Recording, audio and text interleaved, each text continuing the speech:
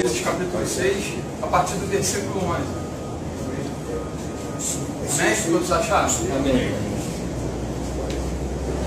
Vamos acompanhar a palavra do Senhor. Em nome de Jesus. A palavra do Senhor nos diz assim: então o anjo do Senhor veio e assentou-se debaixo do carvalho que está em Ofra, que pertencia a Joás, a Biesmita. E Gideão, seu filho, estava malhando trigo no lagar para o salvar dos midianitas.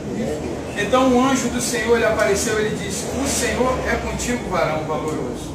Mas Gideão lhe respondeu: ai, meu Senhor, se o Senhor é conosco, por que tudo isso nos sobreveio?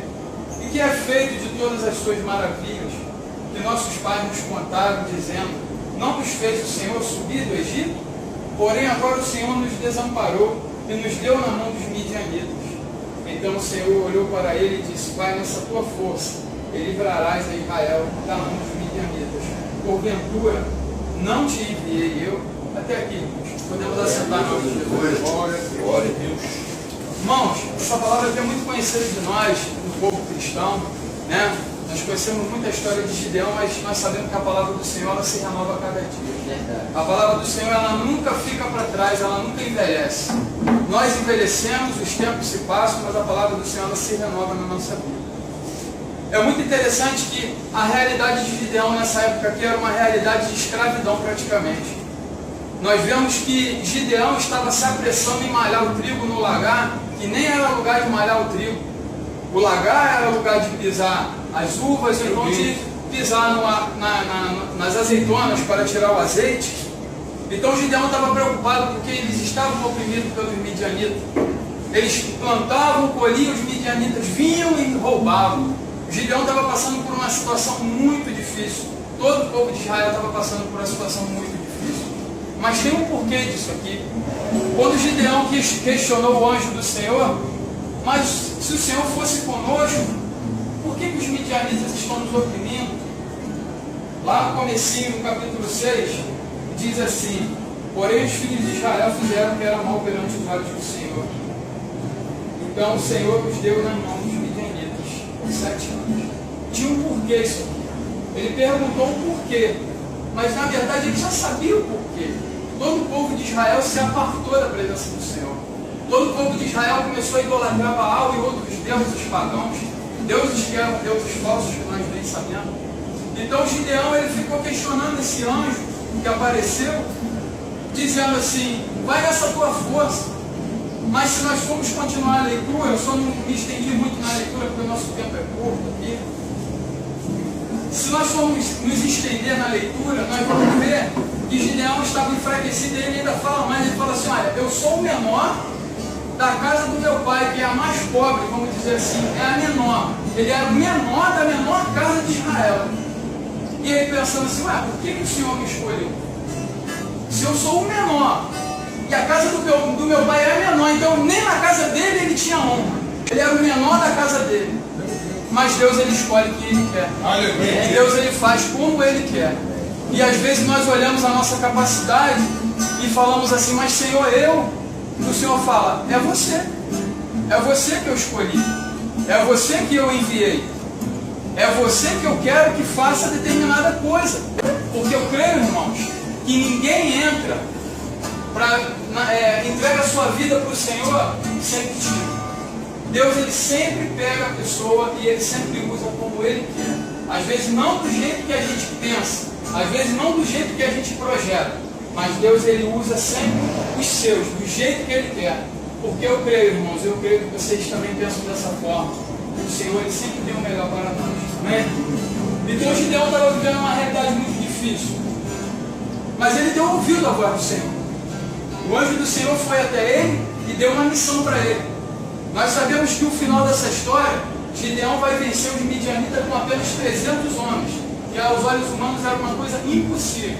Vamos contar que os homens não estavam treinados para a guerra, os homens estavam com fome, estavam passando por uma luta muito grande, não tinham condições nem física e muito menos espiritual, porque eles estavam no sob o domínio dos midianitas e estavam afastados do Senhor.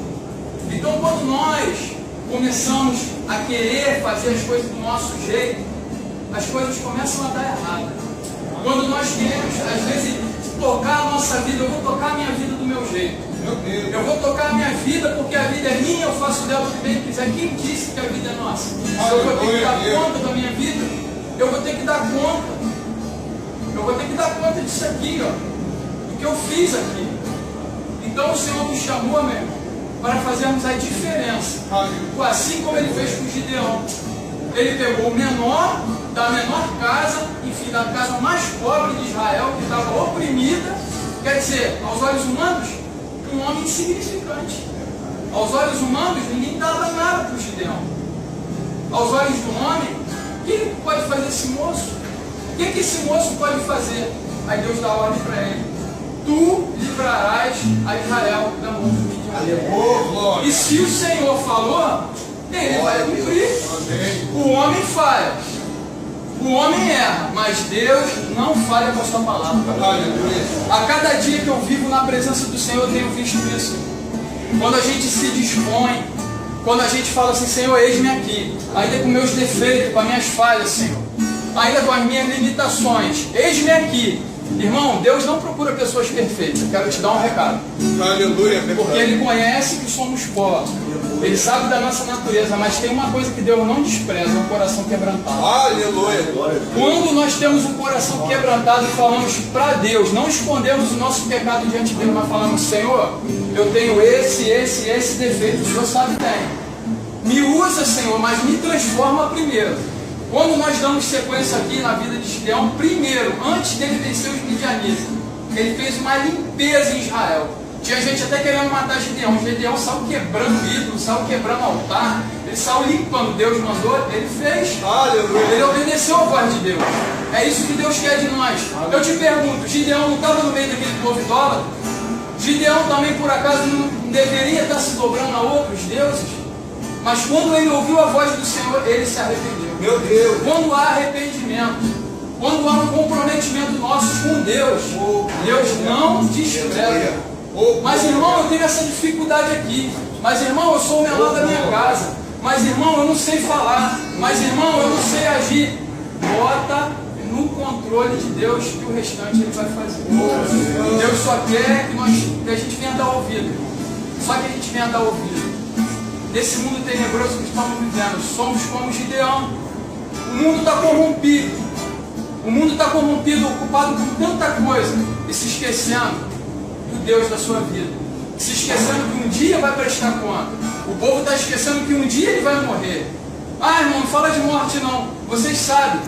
Eu quero que vocês perguntem ao homem, o cientista mais inteligente desse mundo, se ele sabe o dia que ele vai morrer. Ele sabe o dia que ele vai falar. Ele pode até projetar: olha, eu quero viver até 80 anos. Olha, eu quero viver até 100 anos. Olha, eu estou inventando um remédio aí, tá longa a vida até os 120. Mas, meu irmão, o dia da partida, só Deus é que sabe. Desde o mais pobre até o mais rico. Ninguém tem domínio sobre a vida. Só Deus. Então as pessoas estão se esquecendo que vão prestar conta. As pessoas estão se esquecendo que um dia vão ter que dar conta do que fizeram aqui. O que nós fazemos aqui, irmão, conta lá no céu na eternidade. Ou no inferno, na perdição. Dependendo do que a pessoa fizer, dependendo do caminho que a pessoa escolher. A palavra de Deus é bem clara. Então Gideão, ele antes de livrar o povo da mão dos midianitas, ele começou a fazer a limpeza. Ele começou a fazer a limpeza. Eu quero dizer, irmãos, que Deus não trabalha com a gente de qualquer maneira. Ele primeiro manda você fazer a tua parte. A parte dele ele já faz. A nossa nós temos que fazer. Senhor, eu tenho essa dificuldade, mas eu não aceito ela. Senhor, eu não me conformo com esse pecado. Senhor, eu não me conformo com essa situação. Senhor, me ajuda. Eu quero mudar. Caiu, irmão, levanta. Senhor, me ajuda. Não desiste. Não deixa o diabo te acusar. Deus só se entristece quando a gente tem prazer no pecado, meu irmão, mas quando a gente tem o coração quebrantado. E ainda que a gente venha cair naquele erro 10 vezes, mas por 10 vezes a gente se levantar e falar: Senhor, me ajuda. Vai ter uma hora, irmão. Vai ter uma hora que você vai se delirar daquele pecado. Você vai falar: Senhor, como é que tu fez isso? Sabe qual o mistério? É entregar a vida na mão de Deus e aos cuidados. Só obedecer. Deus só requer a obediência de nós.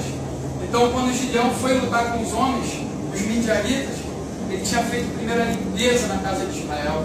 Ele tinha feito a limpeza na casa dele. Ele limpou Israel. Depois ele foi lá contra os midianitas, Deus entregou os midianitas nas mãos dele. Assim como Deus tinha prometido. E assim que Deus faz na nossa vida. Deus nos chamou como Gideões, irmão, para fazer a diferença nesse mundo. Deus nos chamou como Gideões para fazer a diferença. E eu tenho certeza, irmão, como a palavra de Deus nos garante, que o nosso trabalho não é como o Senhor.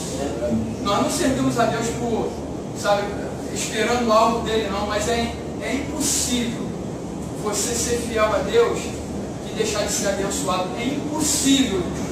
Ainda que a bênção, às vezes, ao nosso olho parece que está demorando. Às vezes, aquilo que você pediu a Deus parece que está demorando. Se você já fez a limpeza, se você já deu ouvido à voz de Deus, e você já vem fazendo a limpeza na tua vida, mas essa vitória contra os midianitas, que é essa dificuldade que você está vivendo, ainda não chegou, vai chegar. Fica firme, porque tudo tem um tempo determinado. Deus não entrega a bênção nem antes e nem depois, ela chega na hora certa. Então vale a pena a gente pagar o preço. Vale a pena, irmão, a gente dar ouvido à voz de Deus. Vale a pena, irmão, a gente fazer a diferença. Deixa de chamar a gente de louco, deixa de chamar de fanático, deixa. Porque não tem como negar, irmão. As pessoas podem até não falar, mas quando elas veem a vitória chegando na tua vida, elas ficam até quietinhas, mas elas se admiram. Que Deus é esse que está assim? Que Deus é esse que está fazendo isso na casa dele, está transformando o filho dele, está transformando o marido dela, está transformando a esposa dele? Que Deus é esse que está transformando toda a vida e a minha vida continua aqui desse jeito? Opa, peraí, calma aí. Eu vou na igreja com essa pessoa aí, com o meu vizinho, eu vou. Essa é a diferença, irmão. Vale a pena nós servirmos ao nosso Deus. Amém, irmão? Não vou me alongar mais, Deus me deu até aqui. Amém? Não é por causa nem só do tempo, mas Deus me deu aqui, então não adianta eu ficar. Eu só quero fazer uma oração para os irmãos, antes de terminar. Amém? Espero que Deus tenha falado no coração de vocês. Deus falou muito comigo através dessa palavra. Não importa quanto tempo nós tenhamos no Evangelho, não importa quanto tempo, nós sempre temos que estar fazendo a limpeza na nossa vida. Aleluia. Sempre. Oremos. Deus Todo-Poderoso, eu creio que não estamos aqui reunidos à toa. Nós não estamos lendo um livro de historinha para qualquer. Senhor, nós estamos lendo a Tua Palavra. Eu quero te pedir, meu Deus, em nome de Jesus, que essa palavra venha fazer efeito no coração de cada um, começando por mim, Senhor. Começando por mim, Senhor. Faz a obra, Senhor, no coração de cada um aqui, Senhor. Vá de encontro, Pai, a cada necessidade aqui. Visita, Pai. Tudo que essa pessoa trouxe à memória aqui nessa tarde, Senhor. Vai entrando com providência, se é um pecado que essa pessoa está agarrada, Senhor, ainda e não consegue se livrar. Livra nessa tarde, Senhor. Vai repreendendo, meu Deus, em nome de Jesus. Meu Deus, se há uma dificuldade na sua casa, meu Deus, vai tocando, meu Deus, vai visitando, meu Deus. Ó Deus, cumpre a Tua palavra, Senhor, que foi pregada nessa tarde na vida de cada um de nós. Assim, Pai querido, eu te oro nessa tarde, nós te oramos e já te agradecemos. Em nome de Jesus, eu agradeço a oportunidade em nome de Jesus.